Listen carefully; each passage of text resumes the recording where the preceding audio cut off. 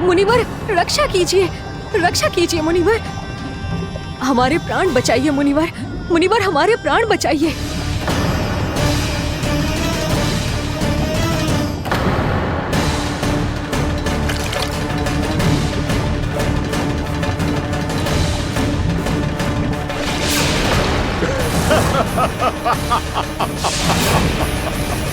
ठहर जाओ असुरराज,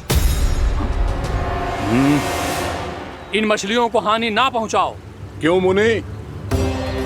अब मछलियां पकड़ने के लिए मुझे तुमसे आज्ञा लेनी पड़ेगी। तुमने तपस्या करने से पहले किससे आज्ञा ली थी?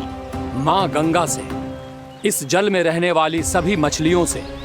इस उपकार के बदले इन सभी मछलियों को रक्षा करने का वचन दिया था। इसीलिए असुरराज, मैं शांति से कह रहा हूं, इस स्थान को अशुद्ध ना करो, चुपचाप यहां से चले जाओ, नहीं तो इसका परिणाम अच्छा नहीं होगा।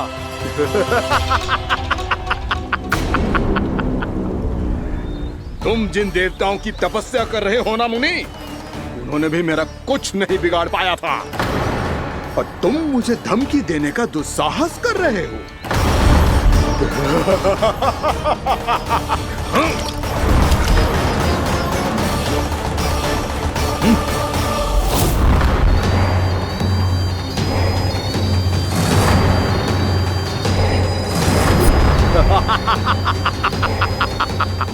मूर्ख, विचारों से तो तू राक्षस है ही, और स्वभाव से उस बगुले की तरह है जो भूख ना होने पर भी उन निर्दोष मछलियों को आहार बनाता रहता है।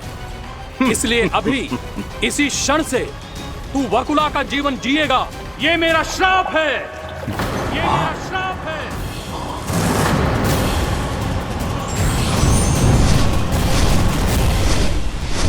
श्राप पाने के बाद तुम्हें आभास हुआ कि तुमने कितना बड़ा अपराध किया था, और तब तुम जजाली मुनि से क्षमा याचना करने लगे। तुम्हारे अपराध बोध को जानकर मुनि श्रेष्ठ शांत हुए और उन्होंने तुम्हें वरदान दिया। श्राप से मुक्ति का एक ही मार्ग होता है असुर, पश्चाताप। तुम्हें अपने भूल का पश्चाताप है, इसीलिए मैं तुम्हें वरदान देता हूं। तुम्हें मेरे श्राप से मुक्ति अवश्य मिलेगी। स्वयं प्रभु श्री नारायण के अवतार इस बगुले के देह के बंधन से तुम्हें मुक्त करेंगे।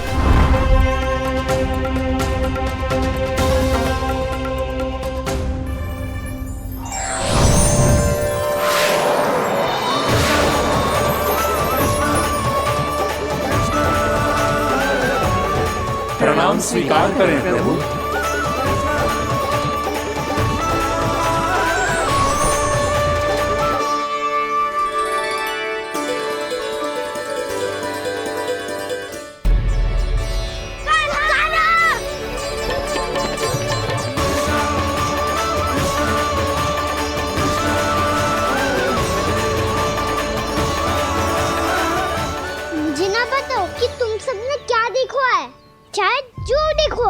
बस मैया से कछु मत ही बताना। कान्हा!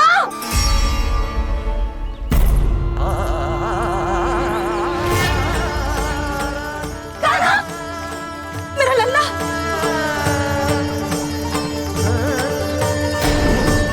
भानु बता रहा था तुझे कोई असुर पंछी निकल गया था। हाँ?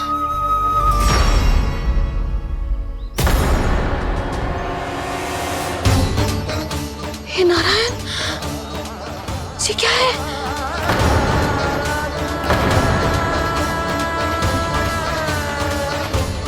ये सब कैसे हुआ लल्ला? हाँ? कोई बताएगा मुझे ये क्या है?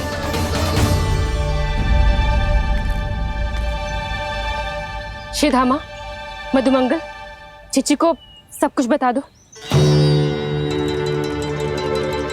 ये असुर पक्षी मुझे निगलने वाला था रानी भाभी, तभी अंतिम क्षण में कान्हा ने आके मुझे बचा लियो। और ये असुर पक्षी ने कही कि यह है वृंदावन का राजकुमार, नंदराज का लल्ला। इसके होते कोई भी वृंदावन वासियों को हानि ना पहुंचा सकते। रानी भाभी, कान्हा ने अपने प्राणों की चिंता ना करी और इस क्रूर राक्षस से भिड़ गयो, और इस राक्षस पक्षी ने इसे निगल लियो। इतना पर्याप्त है। खोला काका, सब कुछ बताने की आवश्यकता नहीं है।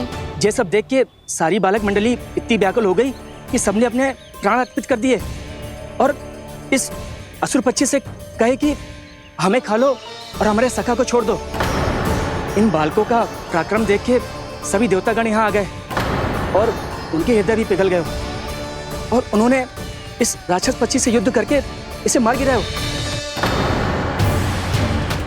देवताओं के राजा इंद्र के वज्र का प्रहार तो मैंने अपनी आंखों से देखा है ताई जी। और फिर उसके बाद अग्निदेव ने अग्निवस्त्र का प्रहार किया। जय ना काकी, वरुण देव, कार्तिकेय, यमदेव सबने मिलके युद्ध किया इस राक्षस से।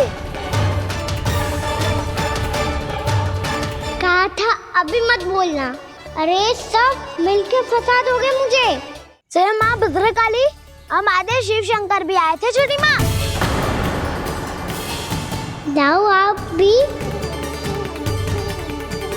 बाबा साईता। मुझे लगता है कि ये कान्हा भी इन्हीं देवताओं में से एक है। संभव तो है जीजी, स्मरण है पूतना और तृणावर्त के आक्रमण के समय भी ऐसा ही हुआ था। सभी राक्षस मारे गए थे पर अपने कान्हा को एक खरोच तक न आई थी। हाँ जीजी, मुझे लगता था कि श्री नारायण की विशेष कृपा है हमारे कान्हा पे, पर अब तो देख के लग रहा है कि हमारा कान्हा ही स्वयं श्री नारायण है। या फिर उनका अवतार है ये। अरे बस करो तुम सब, ऐसा कछु ना है। अरे जितनी बात सुनी है उससे तो यही लग रहा है कि कान्हा देवताओं और असुरों की युद्ध के बीच में फंस गया था। उसका इस सब से कोई लेना देना ना है। तो फिर इसके तन पे एक भी खरोच क्यों ना आया नंदराज? हाँ,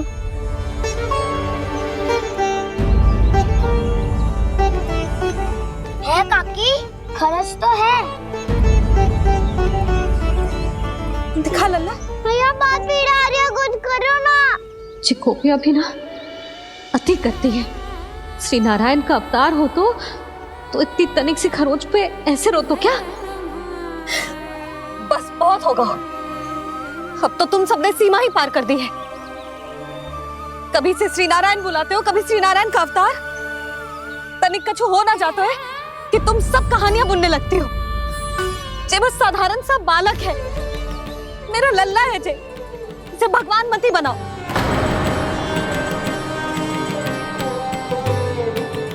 और तू, क्या आवश्यकता थी तुझे यहाँ आने की? हाँ, वो भी मुझे बिना बताए। मेरे से छल करके आयो है तू। अब तू घर चल, ऐसा दंड दूंगी ना कि मैया बहुत पीड़ा हो रही है। मैया बहुत पीड़ा हो रही है मैया। हाँ नन्ना, तू घर चल, मैं तुझे औषधि लगा दूंगी। हल्दी का लेप लगाऊंगी ना, झट से ठीक हो जाएगा। चल चल।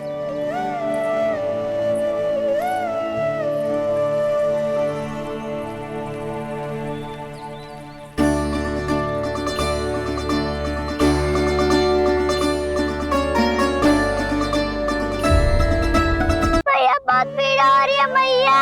हाँ नन्ना, तू घर चल, मैं तुझे औषधि लगा दूंगी। हल्दी का लेप लगाऊंगी ना, झट से ठीक हो जाएगा। चल चल।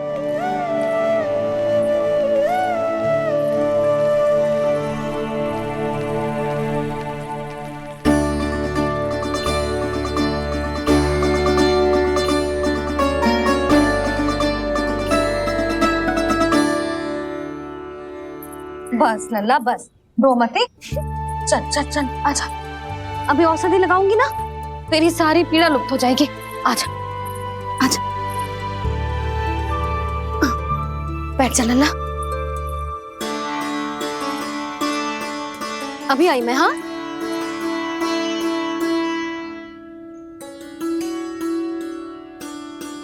मैया। अरे तू अभी तक रो रो है? क्या कह रही थी सारी गोपियां? बता।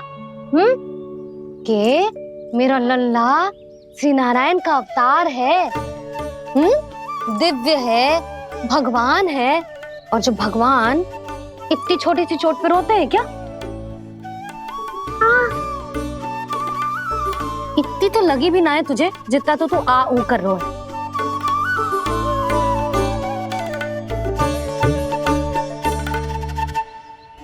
आओ ना, करूंगो। आप ऐसा दुलार थोड़ी करोगी। ओहो, वृंदावन का गौपालक इतनी छोटी सी चोट पे रोता है ना? गोप बालकों का मुखिया इतनी छोटी सी चोट पे रोता है? मेरा लल्ला तो सबसे शक्तिशाली है। इतनी छोटी सी चोट तो क्या बड़े बड़े राक्षसों से भी ना घबराता है। हाँ, एक बार में सबको समाप्त कर देता है कि ना? हाँ भैया, यदि कोई राक्षस वृंदावन की ओर तेरी दृष्टि करके आएगा तो सबसे पहले कान्हा को सुरक्षा में खड़ा पाएगा, फिर चाहे जो पाल बन के आए या बगुला बन के।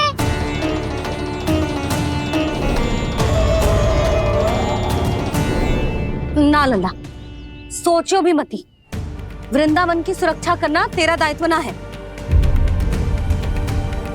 तुझे और कोई संकट का सामना करने की आवश्यकता ना है। अभी तो मेरी पीड़िता का हरण कर रही थी, अचानक से क्या हो गया मैया को?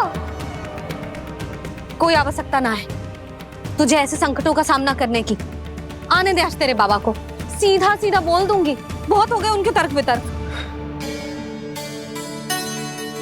मेरा फूल सा लल्ला वन में अकेले गौचारण के लिए ना जाएगो।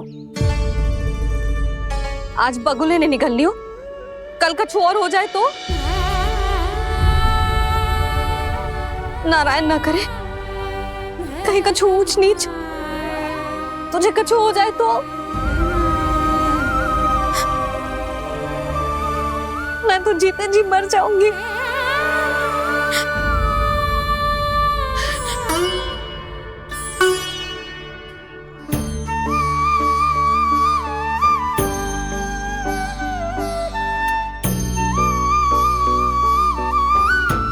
वीर लल्ला की वीर मैया इतनी सी बात तो रोती है क्या?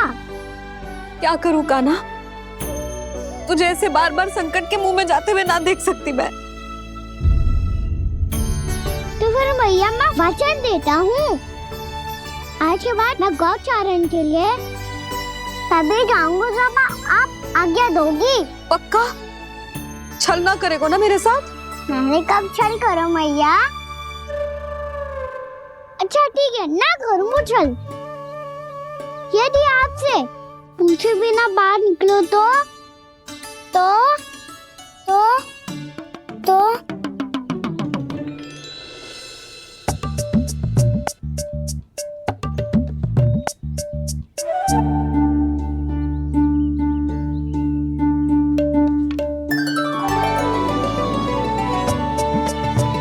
ये रही आपकी छड़ी और ये रही मेरी पीठ। चेक देना तापर तोड़।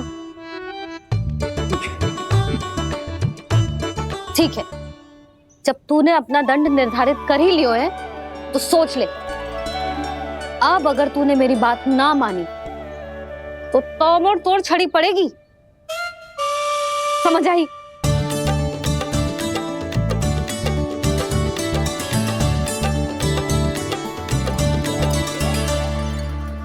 अच्छा ही है कि कान्हा कुछ दिन घर ही रहे। आज वन में जो हुआ है अवश्य कंस ने ही करवाए हुए वो सब।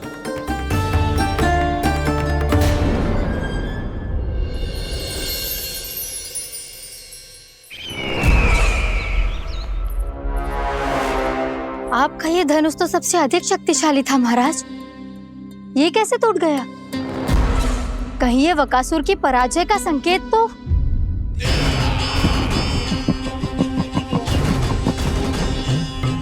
प्राप्ति, लगता है तुम्हें शुभ समाचार मिला नहीं।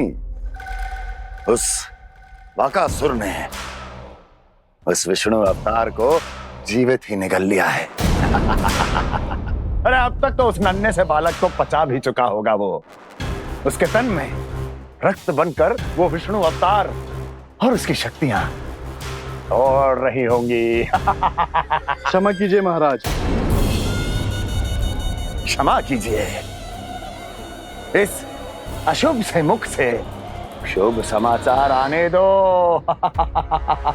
माथे के बल को ढीला करो, चेहरे पर मुस्कान लाओ और कहो, महाराज, वृंदावन में मातम फैल चुका है। मैं ऐसा ही करता महाराज, यदि सूचना सत्य होती तो।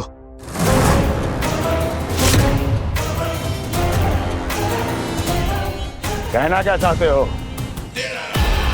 एक क्षण में सूचना उगलो, अन्यथा मेरा योद्धा बकासुर विष्णु अवतार की तरह तुम्हें भी जीवित निकल जाएगा।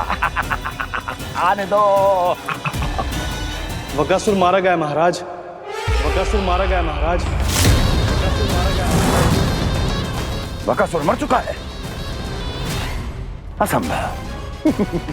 असंभव।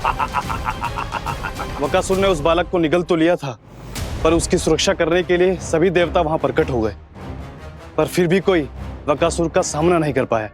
और फिर क्या हुआ? वो बालक स्वयं ही बकासुर के उदर से बाहर आ गए और उसकी चोंच तोड़कर उसकी हत्या कर दी।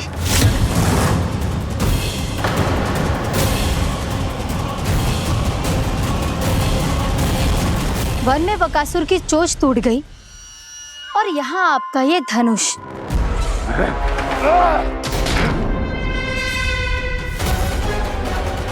केवल नहीं टूटा तो आपका ये भ्रम महाराज।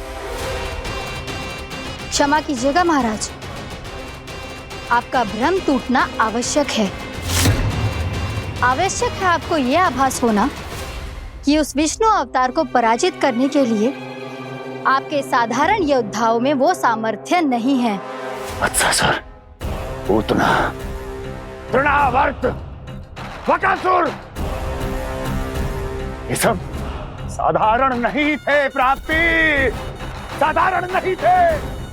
फिर तो ये और भी अधिक चिंता का विषय है महाराज, क्योंकि इसका अर्थ तो यही हुआ कि वो विष्णु अवतार कुछ अधिक ही असाधारण है और उसका सामना करने के लिए और उसे मिट्टी में मिलाने के लिए आपको एक ऐसे अस्त्र की आवश्यकता है जो उसके सामने ना झुके और ना ही टूटे।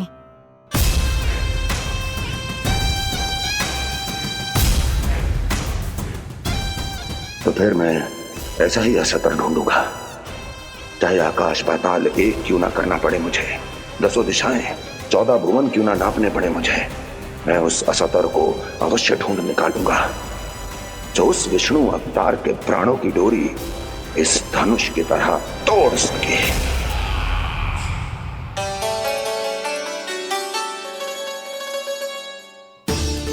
थैंक्स पापा, मैंने मैया को वचन दिया है कि जब तक नहीं चाहेंगी मैं वन नहीं जाऊंगा, इसलिए आप मुझे मारने के लिए कोई शक्तिशाली असुर ढूंढने में व्यस्त रहो। कुछ दिन तब तक मैं व्यस्त रहूंगा अपनी मैया की सेवा करने में।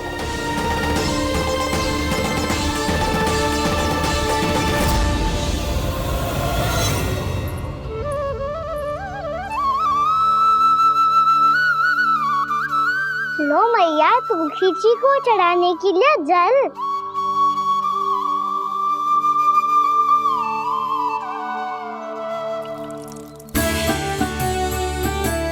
लो मैया, और आटा।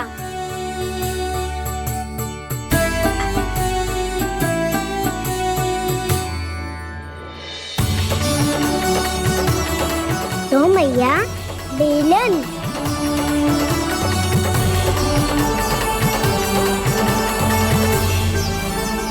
ले तनिक खा ले। ओ मैया, भूख ना लगी है। बिना भूख के खाने से क्या लाभ? और तेरा जब पेट तो कह रहा है कि उसे भोजन चाहिए, और लाभ कैसे ना लल्ला? भोजन का लाभ है ना, तन को पोषण मिलेगो, स्वास्थ्य बनेगो, जो तेरी भुजाओं में शक्ति आ जाएगी, ताऊ के जैसी, ताऊ से भी अधिक। तेरे जे केस भी लंबे हो जाएंगे। सच्ची मैया? सच्ची। माप के देख लियो नित्य दिन। तनिक खा।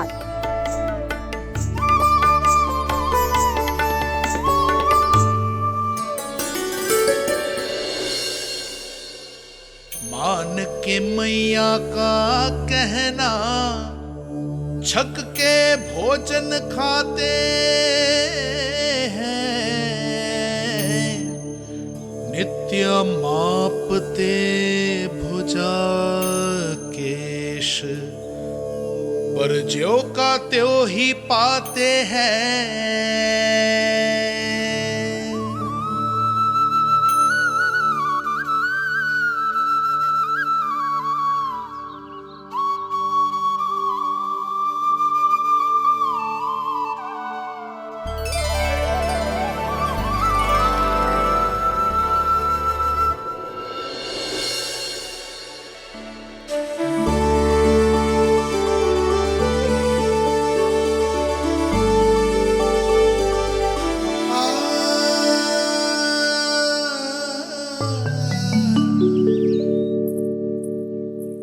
ले लल्ला, फल खा ले। ना, मुझे ना खाने फल वल। क्यों? लंबे केस और शक्तिशाली भुजाएं ना चाहिए? व्यर्थ है ये सब। पिछले 10 दिनों से देख रहा हूँ, ना केस लंबे हुए हैं, ना भुजाएं शक्तिशाली बनी है। 10 दिन में कछु ना होने वाला। 10 सप्ताह ऐसे खाएगो ना, तब जाके कछु बदलाव दिखेगो। समझ आई? चल अब खा ले। वैसे भी मुझे बहुत सारी तैयारियां करनी है आज। इसीलिए भैया एकादशी के व्रत के लिए लल्ला। सुनो जी, सारी सामग्री आ गई? हाँ, तुमने जो कही थी सब ले आए हूँ।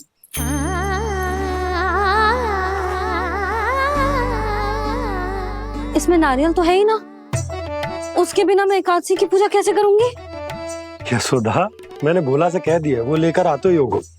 घबराओ मत। कैसे ना घबराओ जी, आपको पता है ना एकादशी का व्रत मेरे लिए कितना महत्वपूर्ण है। पता है। अरे इसमें तो दिए भी ना है। दिए ना है? अब मैं अभी लेकर आता हूँ। आप रहने दो, मैं ही लेके आती हूँ। भक्त भोला राम के यहाँ से है? भक्त भोला राम?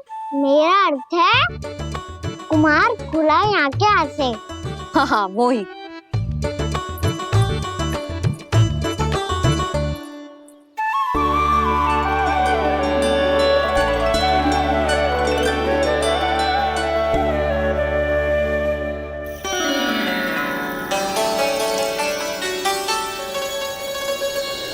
श्री हरि, श्री हरि, मेरे श्री हरि।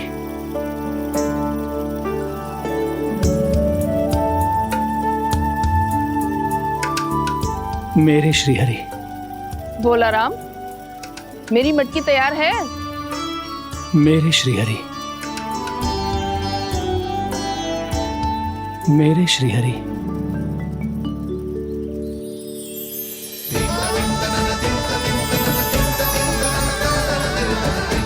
भोला राम,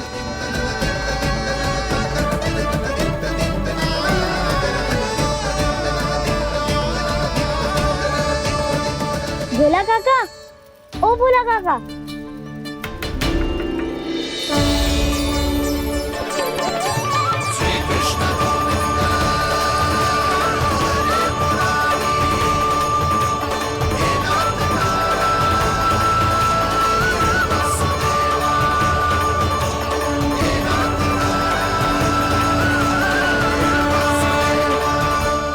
अरे श्री हरि प्रसन्न हो गए। मेरे श्री हरि आ गए, मेरे भगवान आ गए। मेरे श्री हरि आ गए, मेरे भगवान आ गए। मेरे श्री हरि आ गए, मेरे भगवान आ गए। मेरे श्री हरि आ गए, मेरे भगवान आ गए। मेरे भगवान आ गए, मेरे घर मेरे भगवान आ गए।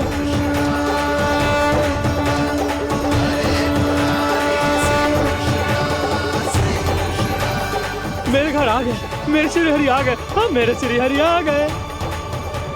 ये तो बावले थे ही, अब बालकन को भी साथ में मिला लिए। उज्जवल क्या कर रहा है? अरे ठहर जा भोला।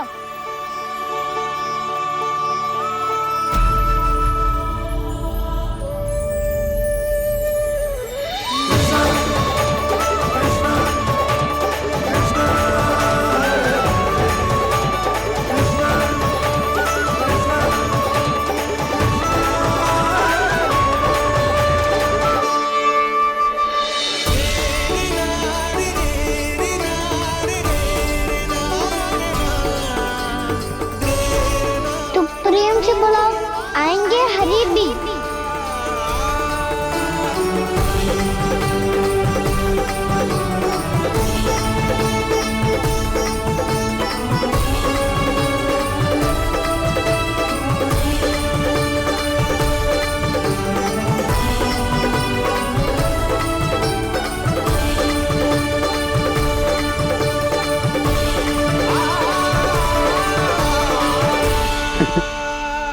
क्या वो गाना? किसकी धुन में झूम रहा तू? निर्मल निशा भक्ति की धुन में।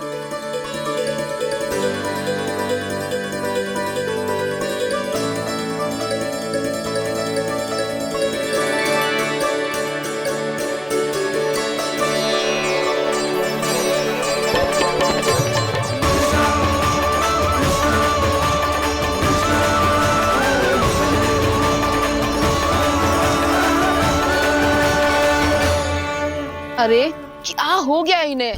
पावले हो गए हैं क्या? ठहरो, कोई आवश्यकता ना है ऐसे बावलों की तरह नाचने की।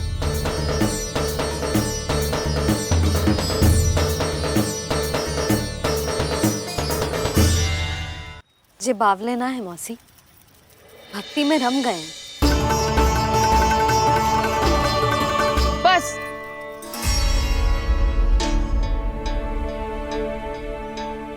हम सब कब से खड़े हैं यहाँ, पर तुम्हें कुछ ध्यान ही ना है।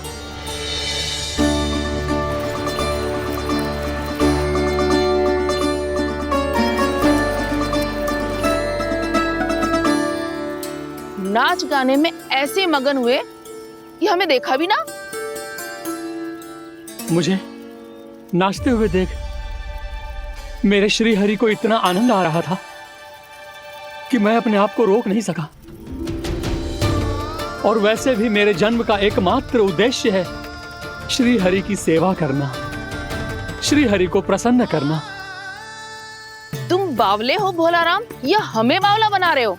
श्री हरि और तुम्हें देख रहे हैं? हाँ, अभी वो यहीं थे, देख रहे थे।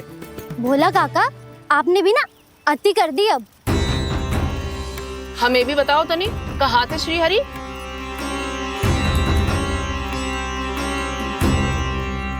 ना जाने अपना उपहास करवाने में क्या आनंद आता है इन्हें। देखो, अब तुम सच मानो या झूठ, लेकिन हमरे श्री हरि यहीं थे, इसी चाक पर अभी। हाँ, लो सुन लो इस मूर्ख की बात। श्री हरि को और कोई स्थान ना मिलो जो इसके मिट्टी के चाक पे आकर बैठेंगे। श्री हरि को और कोई स्थान ना मिलो जो इसके मिट्टी के चाक पे आकर बैठेंगे। श्री हरि को और कोई स्थान ना मिलो जो इसके मिट्टी के चाक पे आकर बैठेंगे।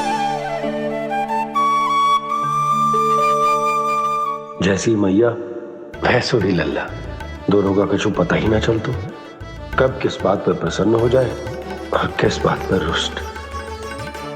अरे मैं भला असत्य क्यों बोलूंगा? अभी अभी यही थे श्री हरि। हाँ,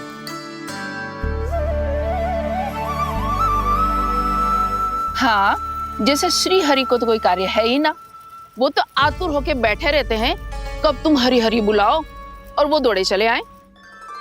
भगवान तो भक्तों के पास आने के लिए सदैव आतुर रहते हैं, बल्कि सत्य तो यह है कि भक्तों के मन में ही निवास करते हैं भगवान।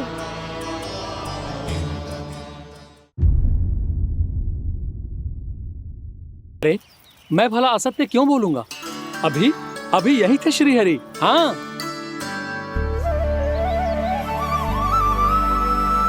हाँ, जैसे श्री हरि को तो कोई कार्य है ही ना। वो तो आतुर होके बैठे रहते हैं कब तुम हरि हरि बुलाओ और वो दौड़े चले आए। भगवान तो भक्तों के पास आने के लिए सदैव आतुर रहते हैं। बल्कि सत्य तो यह है कि भक्तों के मन में ही निवास करते हैं भगवान। भगवान तो भक्त के पास आने के लिए सदैव ही आतुर रहते हैं शंकरी मौसी। बल्कि सच्ची बात तो ये है कि भगवान हमारे मन में ही निवास करते हैं। कम से कम तू तो इसे बढ़ावा मत दे जशोदा। जब देखो जब हरि नाम की रट लगाए रहतो है। हरि बोलते बोलते ऐसो बावलो होता है कि सारा कार्य भूल जाता है। 2 दिन से अपनी मटकी के लिए चक्कर काट रही हूँ। अभी तो एक चक्कर और लगाना होगा आपको। आपकी मटकी तैयार हो गई है, अभी लाता हूँ।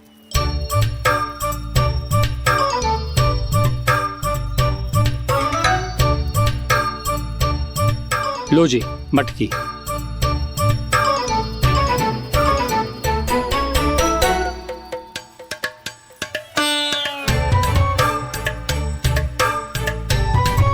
इस कच्चे मटके का क्या करूं मैं?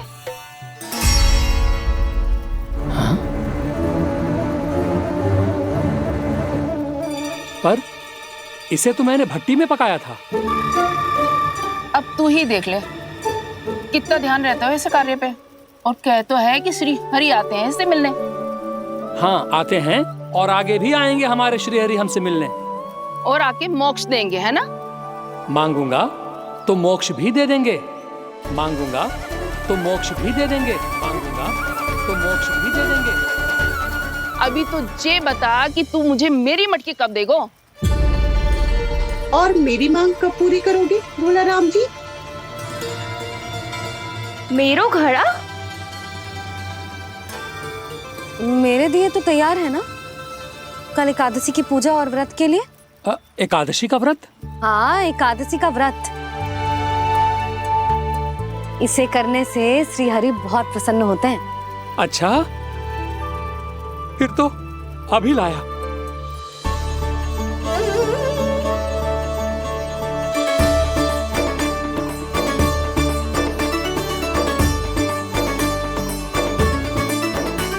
लो जी आपके दिए।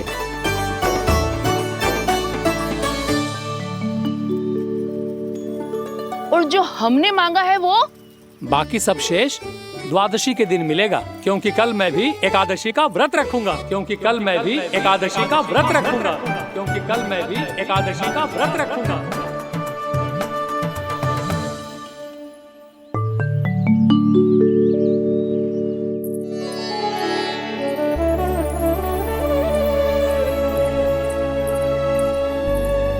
जानकी, फूलों का प्रबंध हुआ कि ना? हाँ भाभी, जे रे। सदैव विलंब कराती है। पर भाभी इस बार तो फूल समय से ही लाई थी। क्या हुआ जशोदा? अभी तो पूजा की तैयारी ना हुई? देखो ना मौसी, ये जानकी ना कुछ छूट ही जाता है इसके कारण। एकादशी की पूजा और व्रत आते ही जसोदा भाभी इतनी वग्र हो जाती है। ऐसो क्या होगा इस पूजा में?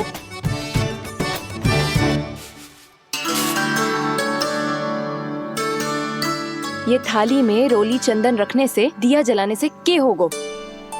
आपको पता भी है एकादशी का व्रत क्यों रखते हैं? क्या महत्व है इसका? लो, जे तो मैं जसोमती रानी से पूछना भूल ही गया। पर हाँ भगवान, मेरे लिए इतना ही पर्याप्त है कि इस व्रत को रखने से मेरे श्रीहरि हमसे प्रसन्न हो जाएंगे।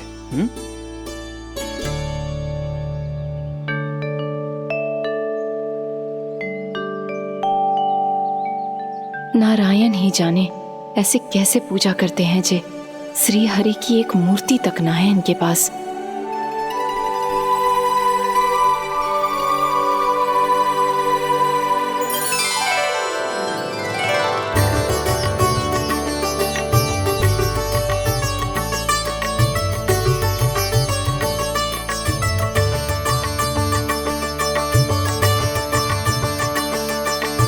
प्रभु, न तो मेरे पास मूर्ति है और ना तो इस व्रत के विधि विधान के बारे में मुझे जानकारी है, और ना ही मुझे इसके महत्व के बारे में जानकारी है, पर फिर भी मैं करना चाहता हूं।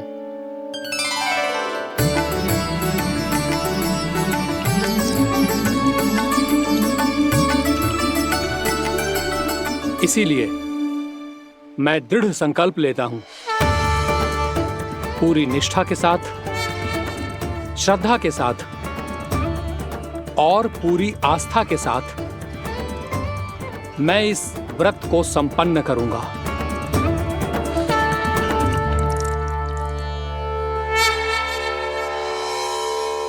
हम संकल्प लेते हैं कि एकादशी के व्रत को पूरी निष्ठा के साथ संपन्न करेंगे।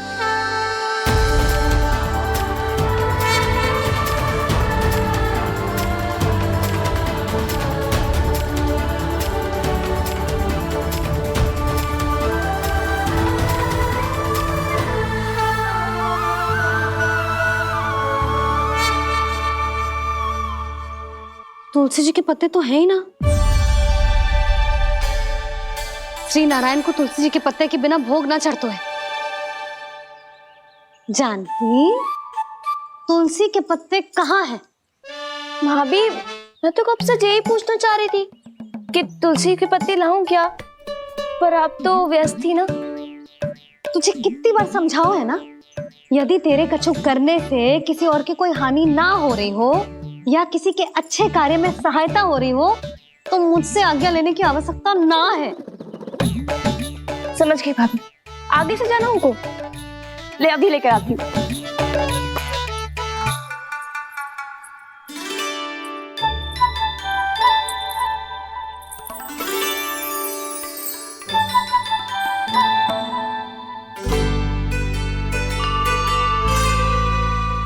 ताऊ, आपने पहले ये व्रत करो है? आपको इसका महत्व पता है? भाभी चल। जानकी, तुमने ये व्रत करो है? फिर तुमको इसका महत्व पता है? सुमति जी, आपको पता है इसका महत्व? कान्हा, क्यों तंग कर रहा है सबको? मैया, सबने करो ये व्रत, मुझे भी करना है।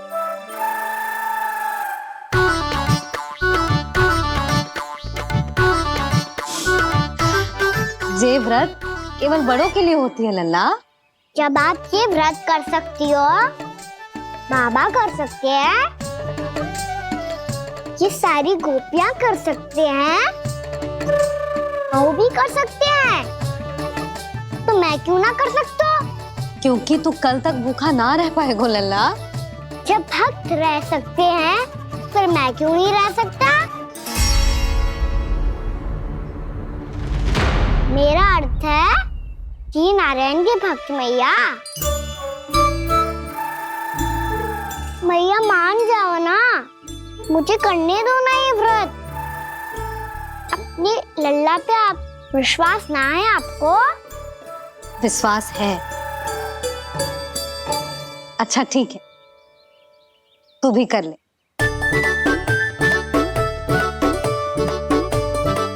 पर मैया, व्रत की कथा तो सुनाओ। मैं तो अबध हूँ ना, मुझे कैसा पता चलेगा कि ये व्रत करते क्यों है?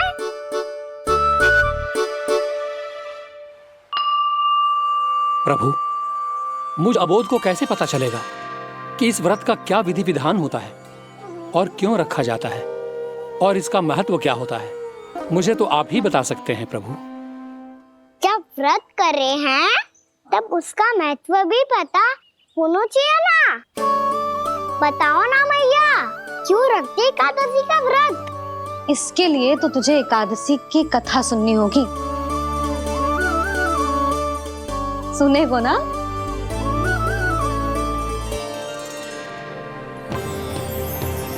वसुदेव सुतं देवं कंस चाणूरमर्दनम् श्रीहरि, यशोदा परमानंदम् कृष्णं वन्दे जगद्गुरुम्। वाह प्रभु, अपने भक्तों को एकादशी व्रत का महत्व समझाने का अच्छा उपाय खोज निकाला है आपने।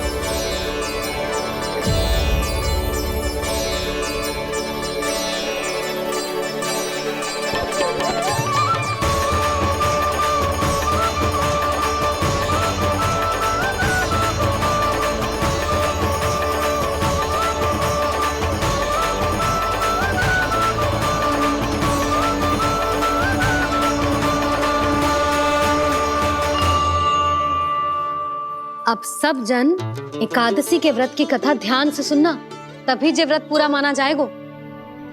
समझो लल्ला?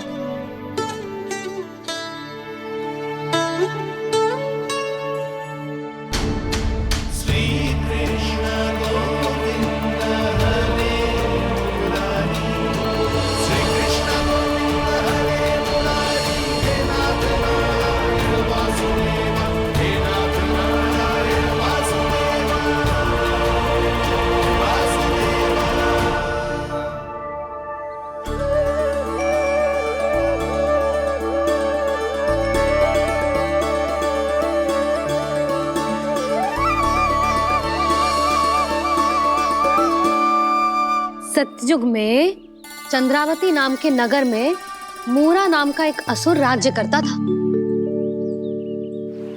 ओम ब्रह्मदेवाय नमः। ओम ब्रह्मदेवाय नमः। ओम ब्रह्मदेवाय नमः। ओम ब्रह्मदेवाय नमः।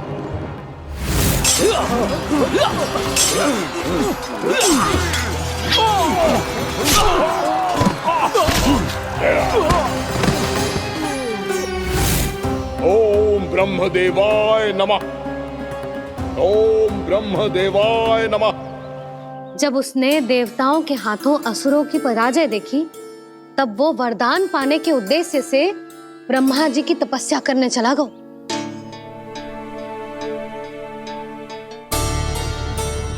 शीघ्र ही मूरा की तपस्या सफल हो गई और ब्रह्मदेव जी उससे प्रसन्न हो गए। ओम ब्रह्मदेवाय नमः। ओम ब्रह्मदेवाय नमः। ओम ब्रह्मदेवाय नमः। ओम ब्रह्मदेवाय नमः। ओम ब्रह्मदेवाय नमः। ओम ब्रह्मदेवाय नमः। ओम ब्रह्मदेवाय नमः। ओम ब्रह्मदेवाय नमः। ओम ब्रह्मदेवाय नमः। मूरा, प्रणाम ब्रह्मदेव। तुम्हारी तपस्या सफल हुई। बोलो, तुम्हें क्या वर चाहिए? सृष्टि के रचयिता ब्रह्मदेव, कृपया मुझे ऐसा वरदान दीजिए जिसकी सहायता से मैं त्रिलोकी विजयी बन जाऊं और कोई देवता मुझे पराजित ना कर सके।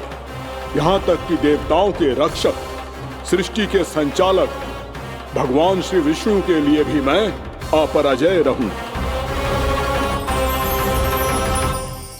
तथास्तु, तथास्तु, तथास्तु। प्रणाम ब्रह्मदेव।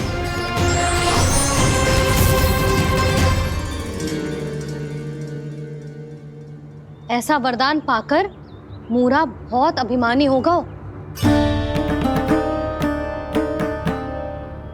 यक्षों, किन्नरों, यहाँ तक कि देवताओं को भी युद्ध के लिए ललकारने लगा, पर किसी ने भी उसकी ललकार को स्वीकार ना करो, क्योंकि सभी उसकी शक्ति से बहुत भयभीत थे और उसके सामने युद्ध किए बिना ही अपनी पराजय स्वीकार करने लगे। और फिर दंभ में आके उसने स्वर्ग लोक पर भी आक्रमण कर दिया और देवराज इंद्र तक को चुनौती दे डाली।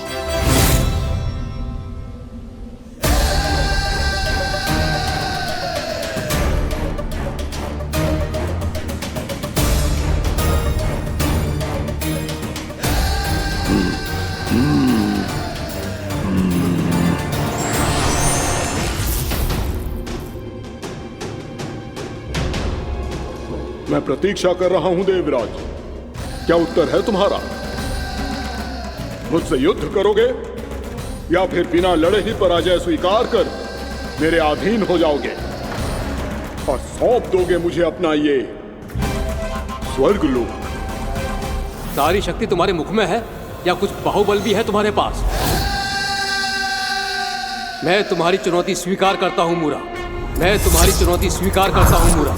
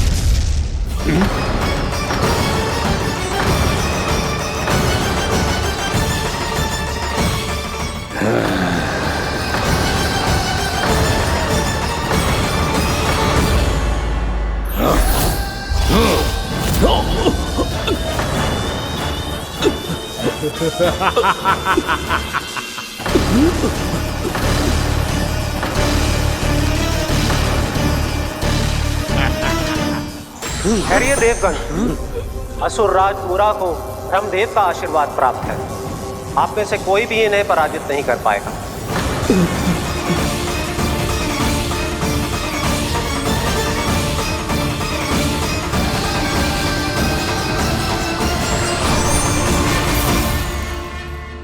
एक अवसर और देता हूं देवराज, युद्ध या अधीनता, क्या उत्तर है तुम्हारा देवराज?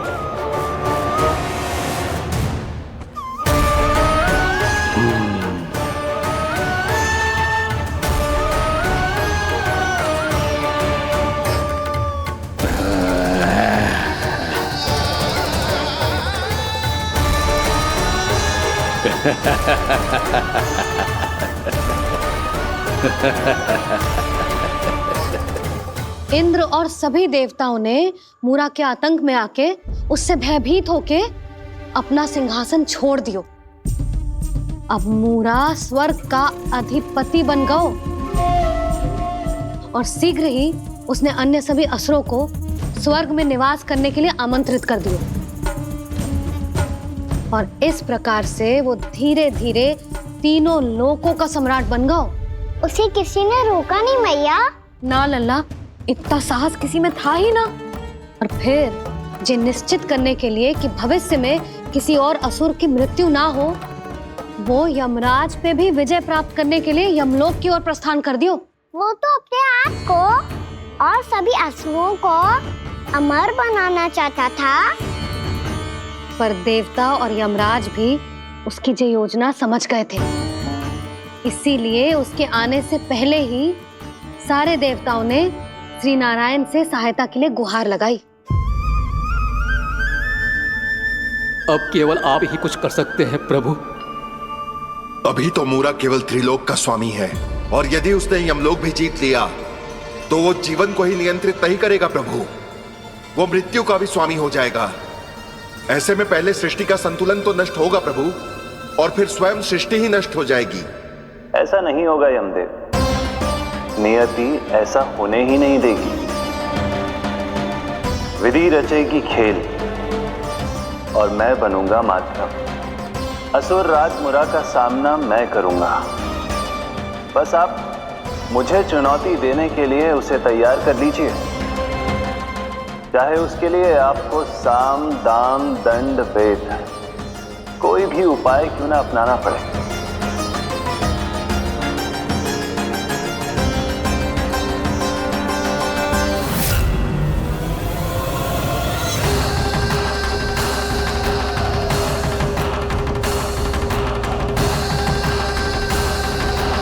आप तो मेरी प्रतीक्षा में पहले से ही खड़े हैं यमदेव, तब तो आपने मेरी चुनौती के बारे में भी सुना ही होगा। कहिए, क्या उत्तर है आपका? मेरा स्वागत करके अपना राज्य त्यागेंगे या मेरा सामना करके अपने प्राण? असुर राज मुरा का सामना मैं करूंगा। बस आप मुझे चुनौती देने के लिए उसे तैयार कर लीजिए, चाहे उसके लिए आपको साम दाम दंड भेद कोई भी उपाय क्यों ना अपनाना पड़े।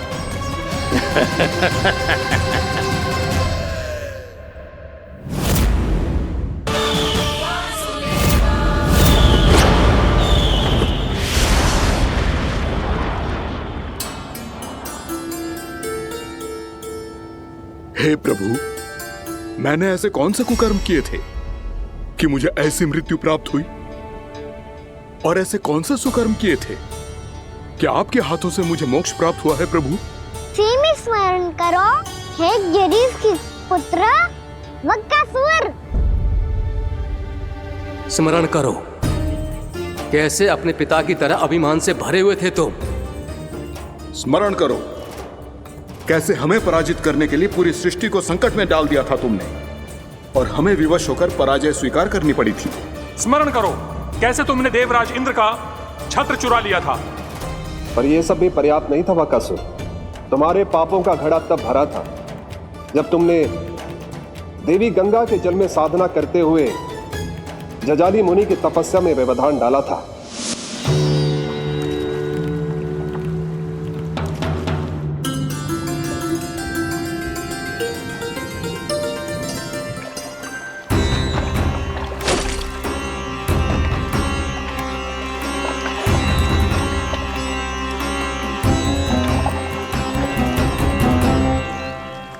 रुक क्यों गए चालक?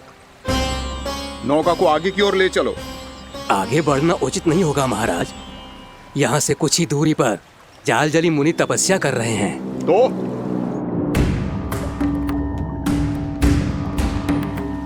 मेरे मत्स्य आखेट के क्षेत्र में इसने तपस्या करने की भूल की है। मेरे ही राज्य में मेरा कोई क्षेत्र मेरे लिए वर्जित हो, यह मुझे स्वीकार नहीं है। आपने पर्याप्त मत्स्य आखेट कर लिया है महाराज। यदि तुम इन मछलियों का आहार नहीं बनना चाहते हो, चुपचाप मेरी आज्ञा मानो। क्षमा, क्षमा महाराज।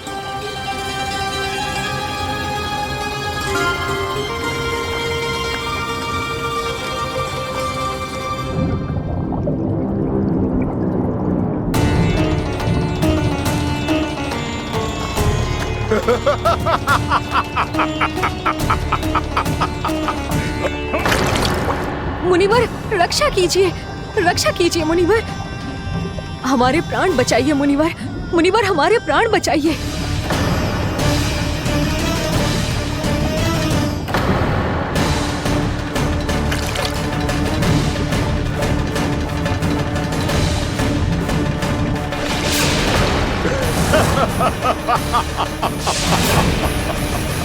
ठहर जाओ असुरराज।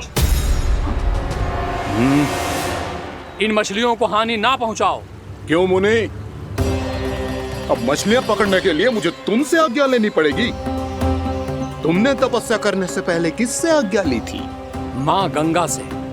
इस जल में रहने वाली सभी मछलियों से इस उपकार के बदले इन सभी मछलियों को रक्षा करने का वचन दिया था। इसीलिए असुरराज, मैं शांति से कह रहा हूं, इस स्थान को अशुद्ध ना करो। चुपचाप यहां से चले जाओ, नहीं तो इसका परिणाम अच्छा नहीं होगा।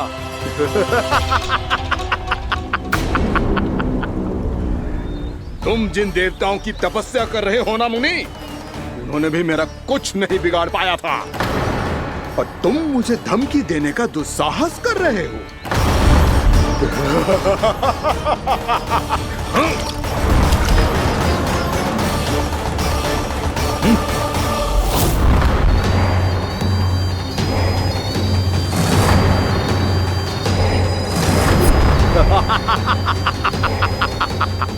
मूर्ख, विचारों से तो तू राक्षस है ही, और स्वभाव से उस बगुले की तरह है जो भूख ना होने पर भी उन निर्दोष मछलियों को आहार बनाता रहता है। इसलिए अभी इसी क्षण से तू वकुला का जीवन जिएगा। ये मेरा श्राप है, ये मेरा श्राप है।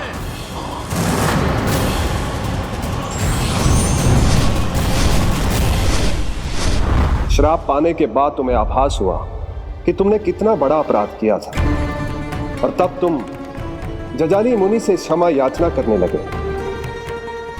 तुम्हारे अपराध बोध को जानकर मुनि श्रेष्ठ शांत हुए और उन्होंने तुम्हें वरदान दिया। श्राप से मुक्ति का एक ही मार्ग होता है असुर, पश्चाताप। तुम्हें अपने भूल का पश्चाताप है, इसीलिए मैं तुम्हें वरदान देता हूं। तुम्हें मेरे श्राप से मुक्ति अवश्य मिलेगी। स्वयं प्रभु श्री नारायण के अवतार इस बगुले के देह के बंधन से तुम्हें मुक्त करेंगे।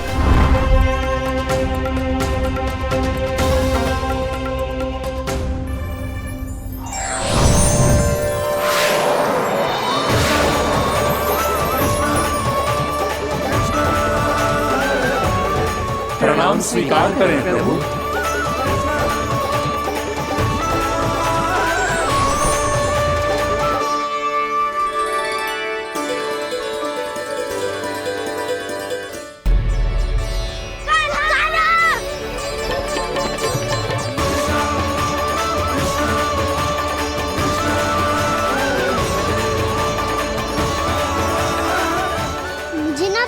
कि तुम सबने क्या देखो है, चाहे जो देखो है, बस मैया से कछु मत ही बताना। कान्हा!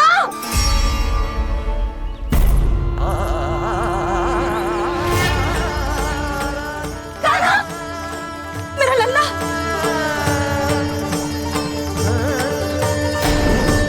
भानु बता रहा था तुझे कोई असुर पंछी निकल गया था। हाँ?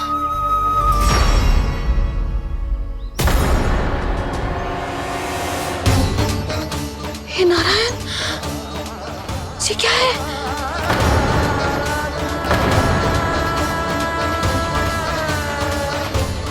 ये सब कैसे हुआ लल्ला? हाँ? कोई बताएगा मुझे ये क्या है?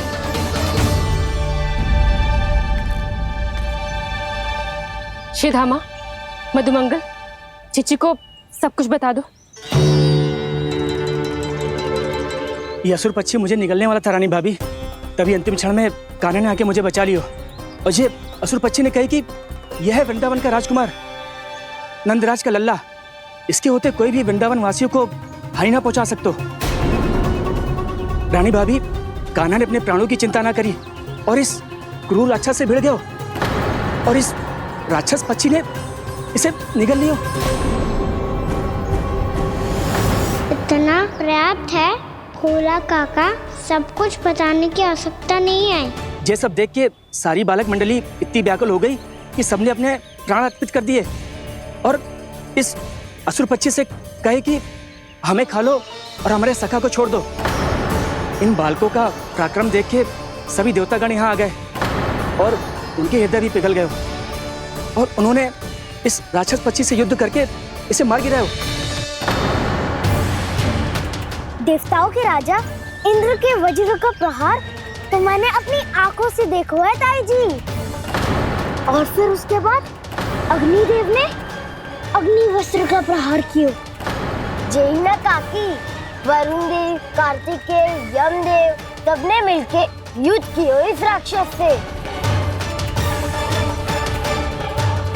कहा था अभी मत बोलना। अरे सब मिलके फंसा दोगे मुझे। जय माँ भद्रकाली, हमारे शिव शंकर भी आए थे छोटी माँ।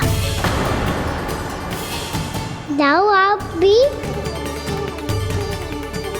बाबा साईता, मुझे लगता है कि ये कान्हा भी इन्हीं देवताओं में से एक है। संभव तो है जीजी, स्मरण है पूतना और तृणावर्त के आक्रमण के समय भी ऐसा ही हुआ था। सभी राक्षस मारे गए थे पर अपने कान्हा को एक खरोच तक न आई थी। हाँ जीजी, मुझे लगता था कि श्री नारायण की विशेष कृपा है हमारे कान्हा पे, पर अब तो देख के लग रहा है कि हमारा कान्हा ही स्वयं श्री नारायण है। या फिर उनका अवतार है ये। अरे बस करो तुम सब, ऐसा कछु ना है। अरे जितनी बात सुनी है उससे तो यही लग रहा है कि कान्हा देवताओं और असुरों की युद्ध के बीच में फंस गया था। उसका इस सब से कोई लेना देना ना है। तो फिर इसके तन पे एक भी खरोच क्यों ना आया नंदराज? हाँ,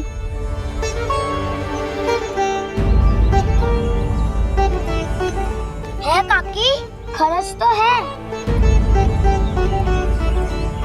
दिखा लल्ला। भैया बात पीड़ा आ रही है, कुछ करो ना। चिकोपिया भी ना अति करती है।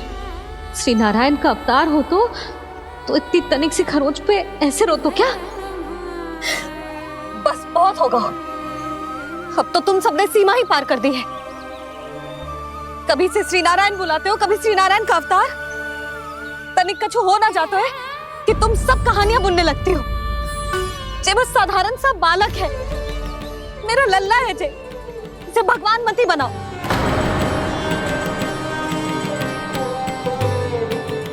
और तू, क्या आवश्यकता थी तुझे यहाँ आने की?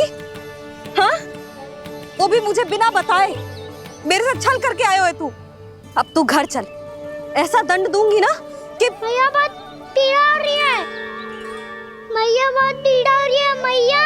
हाँ नन्ना, तू घर चल, मैं तुझे औषधि लगा दूंगी। हल्दी का लेप लगाऊंगी ना, झट से ठीक हो जाएगा। चल चल।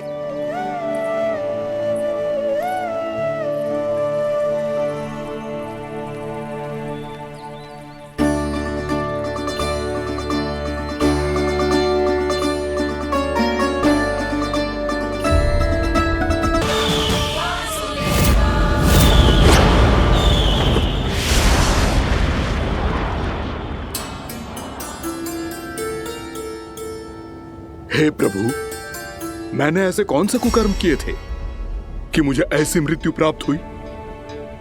और ऐसे कौन से सुकर्म किए थे कि आपके हाथों से मुझे मोक्ष प्राप्त हुआ है प्रभु? सीमी स्मरण करो, हे गिरीश की पुत्र वक्कासुर। स्मरण करो, कैसे अपने पिता की तरह अभिमान से भरे हुए थे तुम।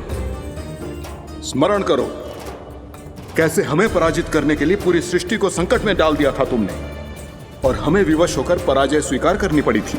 स्मरण करो, कैसे तुमने देवराज इंद्र का छत्र चुरा लिया था।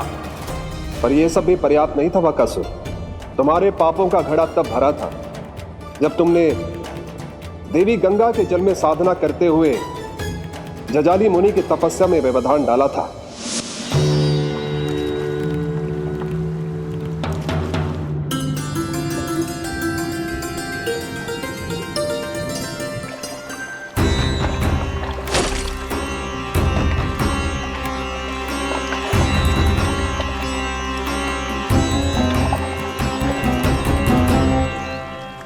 रुक क्यों गए चालक?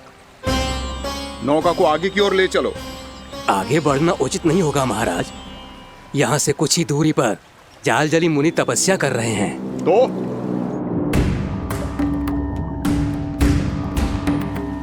मेरे मत्स्य आखेट के क्षेत्र में इसने तपस्या करने की भूल की है। मेरे ही राज्य में मेरा कोई क्षेत्र मेरे लिए वर्जित हो, यह मुझे स्वीकार नहीं है। आपने पर्याप्त मत्स्य आखेट कर लिया है महाराज। यदि तुम इन मछलियों का आहार नहीं बनना चाहते हो, चुपचाप मेरी आज्ञा मानो। क्षमा, क्षमा महाराज।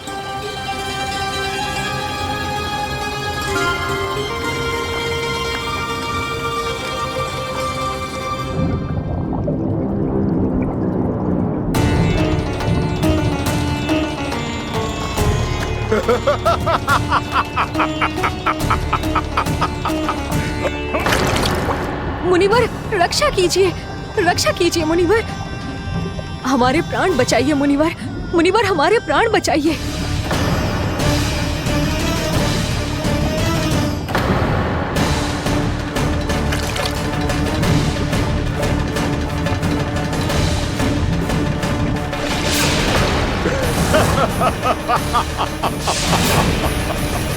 ठहर जाओ असुरराज,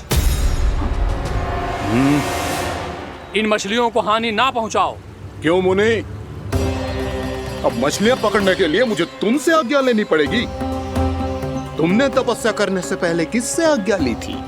मां गंगा से, इस जल में रहने वाली सभी मछलियों से।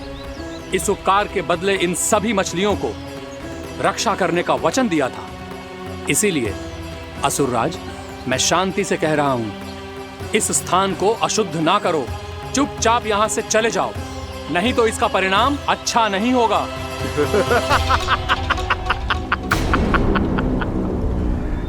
तुम जिन देवताओं की तपस्या कर रहे हो ना मुनि, उन्होंने भी मेरा कुछ नहीं बिगाड़ पाया था, और तुम मुझे धमकी देने का दुस्साहस कर रहे हो।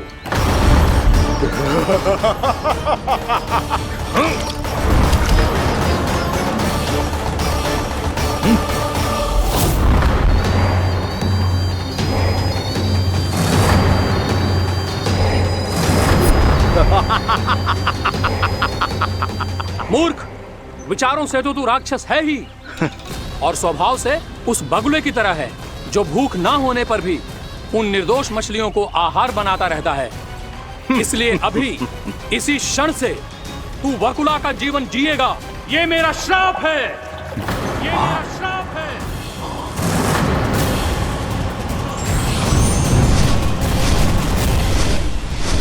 श्राप पाने के बाद तुम्हें आभास हुआ कि तुमने कितना बड़ा अपराध किया था, और तब तुम जजाली मुनि से क्षमा याचना करने लगे। तुम्हारे अपराध बोध को जानकर मुनि श्रेष्ठ शांत हुए और उन्होंने तुम्हें वरदान दिया। श्राप से मुक्ति का एक ही मार्ग होता है असुर, पश्चाताप। तुम्हें अपने भूल का पश्चाताप है, इसीलिए मैं तुम्हें वरदान देता हूं। तुम्हें मेरे श्राप से मुक्ति अवश्य मिलेगी। स्वयं प्रभु श्री नारायण के अवतार इस बगुले के देह के बंधन से तुम्हें मुक्त करेंगे।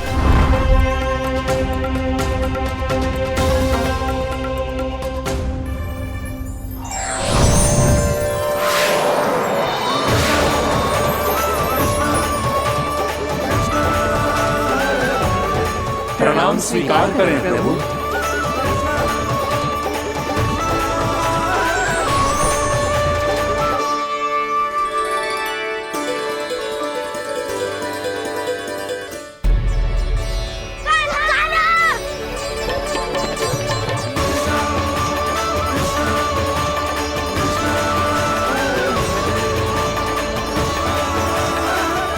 मुझे ना बताओ कि तुम सबने क्या देखा है, शायद जो देखो है, बस मैया से कछु मत ही बताना। कान्हा!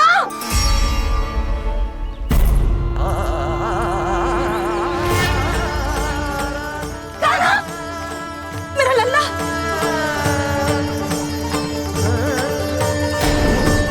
भानु बता रहा था तुझे कोई असुर पंछी निकल गया था। हाँ?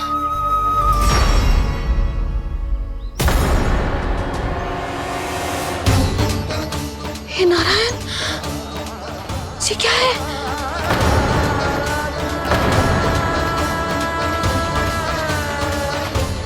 ये सब कैसे हुआ लल्ला? हाँ? कोई बताएगा मुझे ये क्या है?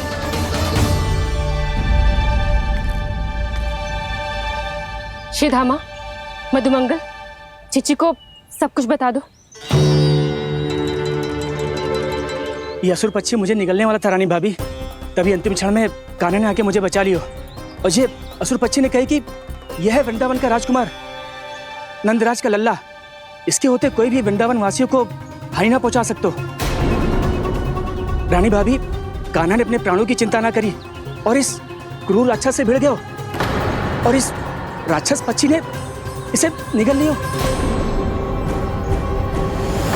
इतना पर्याप्त है भोला काका, सब कुछ बताने की आवश्यकता नहीं है। ये सब देख के सारी बालक मंडली इतनी व्याकुल हो गई कि सबने अपने प्राण अर्पित कर दिए और इस असुर पक्षी से कहे कि हमें खा लो और हमारे सखा को छोड़ दो। इन बालकों का पराक्रम देख के सभी देवतागण यहाँ आ गए और उनके हृदय भी पिघल गए और उन्होंने इस राक्षस पक्षी से युद्ध करके इसे मार गिराया। देवताओं के राजा इंद्र के वज्र का प्रहार तो मैंने अपनी आंखों से देखा है ताई जी। और फिर उसके बाद अग्निदेव ने अग्निवस्त्र का प्रहार किया। जय ना काकी, वरुण देव, कार्तिकेय, यमदेव सबने मिलके युद्ध किया इस राक्षस से। कहा था अभी मत बोलना। अरे सब मिलके फंसा दोगे मुझे। जय माँ भद्रकाली, हमारे शिव शंकर भी आए थे छोटी माँ। जाओ आप भी। बाबा साईता, मुझे लगता है कि ये कान्हा भी इन्हीं देवताओं में से एक है। संभव तो है जीजी, स्मरण है पूतना और तृणावर्त के आक्रमण के समय भी ऐसा ही हुआ था। सभी राक्षस मारे गए थे, पर अपने कान्हा को एक खरोच तक न आई थी। हाँ जीजी, मुझे लगता था कि श्री नारायण की विशेष कृपा है हमारे कान्हा पे, पर अब तो देख के लग रहा है कि हमारा कान्हा ही स्वयं श्री नारायण है। या फिर उनका अवतार है ये। अरे बस करो तुम सब, ऐसा कछु ना है। अरे जितनी बात सुनी है उससे तो यही लग रहा है कि कान्हा देवताओं और असुरों की युद्ध के बीच में फंस गया था। उसका इस सब से कोई लेना देना ना है। तो फिर इसके तन पे एक भी खरोच क्यों ना आया नंदराज? हाँ,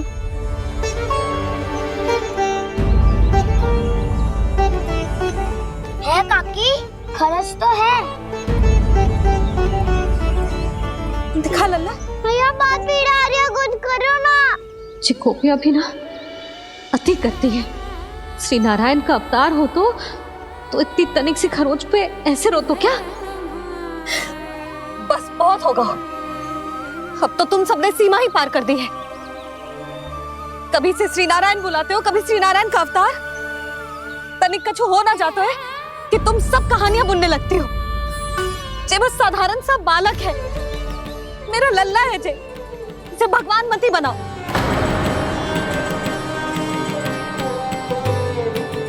और तू, क्या आवश्यकता थी तुझे यहाँ आने की? हाँ, वो भी मुझे बिना बताए। मेरे साथ छल करके आयो है तू। अब तू घर चल, ऐसा दंड दूंगी ना कि मैया बहुत पीड़ा हो रही है, मैया बहुत पीड़ा हो रही है मैया। हाँ नन्ना, तू घर चल, मैं तुझे औषधि लगा दूंगी। हल्दी का लेप लगाऊंगी ना, झट से ठीक हो जाएगा। चल चल।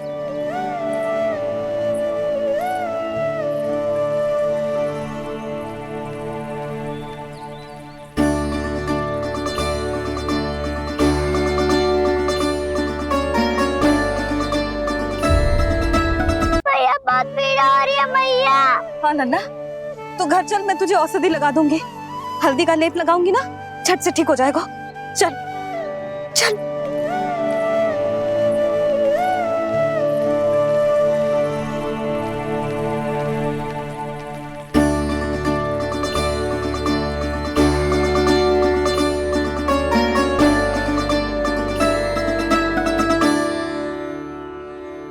बस लल्ला बस, रो मत। चल चल चल, आजा। अभी औषधि लगाऊंगी ना, तेरी सारी पीड़ा लुप्त हो जाएगी। आजा आजा, बैठ जा लल्ला। अभी आई मैं। हाँ,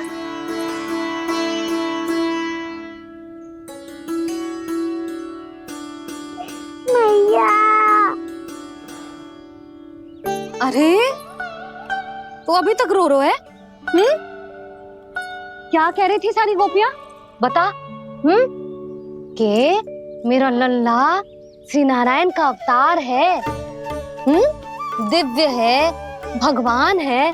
और जो भगवान इतनी छोटी सी चोट पे रोते हैं क्या? इतनी तो लगी भी ना है तुझे, जितना तो तू आ ऊ कर रहा है।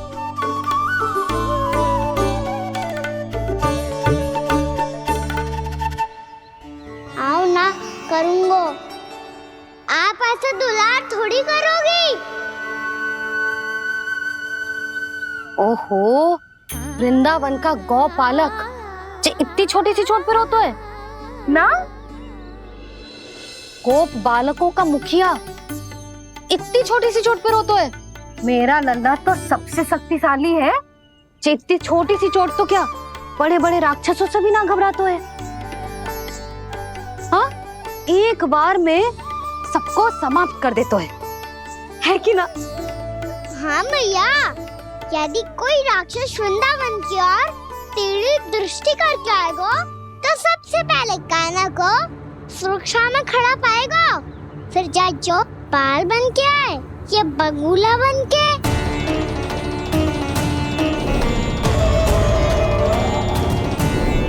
ना लल्ला, सोचो भी मती।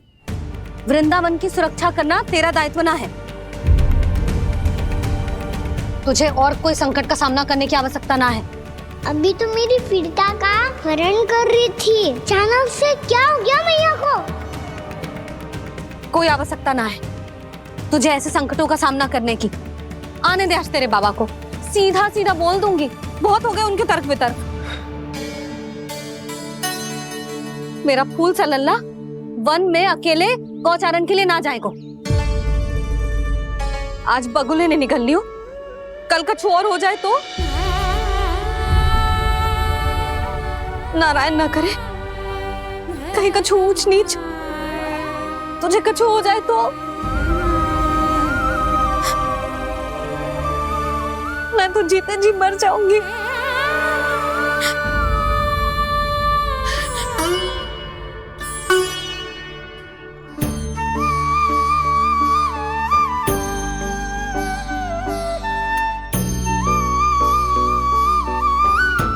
वीर लल्ला की वीर मैया इतनी सी बात तो रोती है क्या?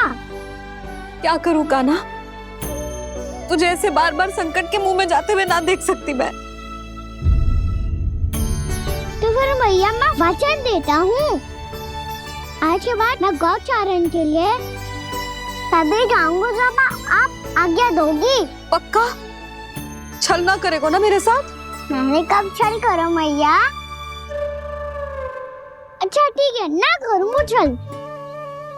यदि आपसे पूछे बिना बाहर निकलो तो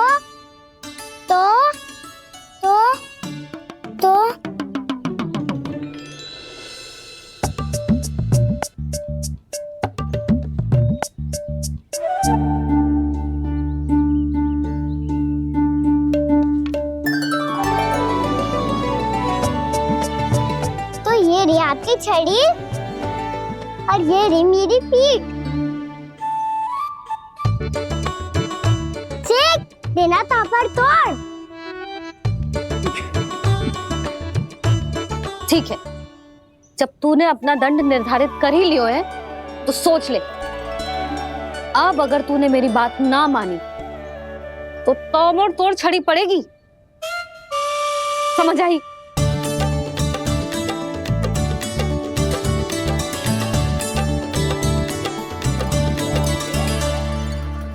अच्छा ही है कि कान्हा कुछ दिन घर ही रहे। आज वन में जो हुआ है अवश्य कंस ने ही करवाए हुए वो सब।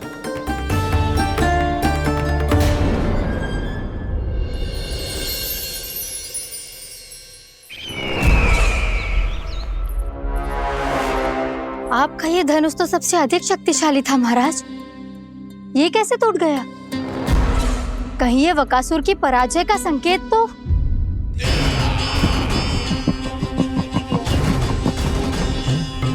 प्राप्ति, लगता है तुम्हें शुभ समाचार मिला नहीं। उस बकासुर ने उस विष्णु अवतार को जीवित। परमानंद, तुमने जितना बताया था ये उत्पाद मुझसे कहीं अधिक प्रशंसा के योग्य है। महाराज, मैं प्रसन्न हूं। ये अपना सारा दूध, दही, घी, माखन और अपना सब कुछ तुम्हें देने का वचन दे चुके हैं। महाराज, अगली बार की अग्रिम धनराशि मिल जाती तो। अग्रिम धनराशि? तुमने इन्हें अग्रिम धनराशि नहीं दी क्या परमानंद? दी थी, वो इस बार की थी, अगली बार की। इस बार, उस बार, कितनी बार? वो अग्रिम धनराशि अवश्य थी और आंशिक नहीं, पूरा भुगतान था वो। अब तुम सबको बिना कोई मूल्य लिए जीवन भर अपना सारा दूध, दही, घी, माखन, अपना सब कुछ लेकर मथुरा आना होगा।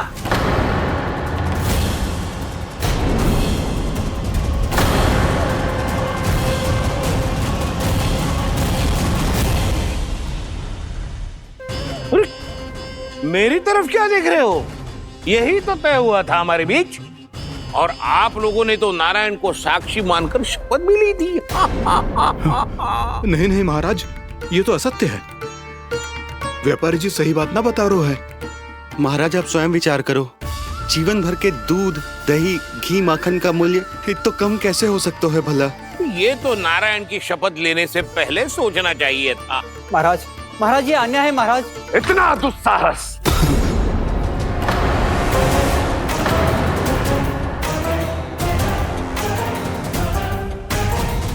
मेरे ही महल में पूरी राज्यसभा के सामने मेरे विश्वास पात्र पर और मुझ पर आरोप लगा रहे हो।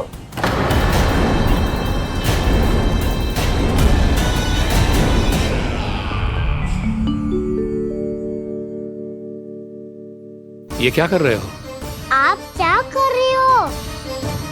वो कर्पण करने के बाद थोड़ी प्रतीक्षा करनी चाहिए। नारायण को भूख खाने तो दो। पर तुम तो नारायण नहीं हो। लल्ला, लल्ला जी, तूने क्या करो?